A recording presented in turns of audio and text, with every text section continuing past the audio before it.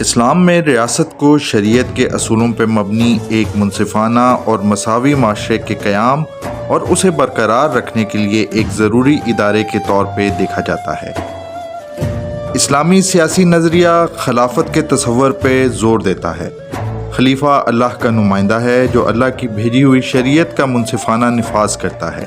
یہ ایک ایسا رہنما ہوتا ہے جو اسلامی قانون کی رہنمائی کے ساتھ حکومت کرتا ہے اور جو کمیونٹی کی فلاح و بہبود اور سلامتی کو یقینی بنانے کا ذمہ دار ہوتا ہے۔ خلیفہ کی ذمہ داری ہوتی ہے کہ وہ انصاف کو فروغ دے، قانون کی حکمرانی کو برقرار رکھے اور تمام شہریوں کے حقوق کا تحفظ کرے، چاہے ان کی سماجی حیثیت یا مذہب کچھ بھی ہو۔ مغرب میں ریاست کا تصور خود مختاری کے تصور سے جڑا ہوا ہے، جو کہ ریاست کا اختیار ہے کہ وہ اپنی حدود میں قوانین بنائے اور نافذ کرے۔ مغربی سیاسی نظریہ قانون کی حکمرانی، انفرادی حقوق اور حکومت کے مختلف شاخوں کے درمیان اختیارات کی علیحدگی کی اہمیت پر زور دیتا ہے۔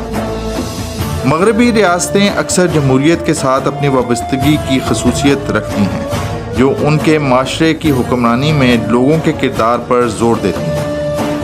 اس میں آزادانہ اور منصفانہ انتخابات، انفرادی حقوق اور آزادیوں کا تحفظ اور حکومت کی طاقت پر چیک اینڈ بیلنس فراہم کرنے کے لیے پارلیمنٹ، عدالتوں اور آزاد میڈیا جیسے اداروں کا قیام شامل ہے۔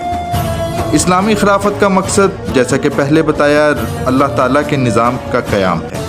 خلیفہ اللہ اور عوام دونوں کو جواب دہ ہوتا ہے، جبکہ جمہوریت جو سرمایہ دارانہ نظام کی کوکھ میں پنپتی ہے، وہ سرمایہ دار کے ہاتھوں یرغمال رہتی ہے، جو میڈیا اور دیگر ذرائع کے علاوہ سیاسی جماعتوں کی فائنینسنگ کر کے اپنے مطلب کی سوشل انجینئرنگ کرتا ہے اور ڈیمانڈ اور سپلائی فورسز کے ذریعے اپنے مفادات کو محفوظ کرتا ہے۔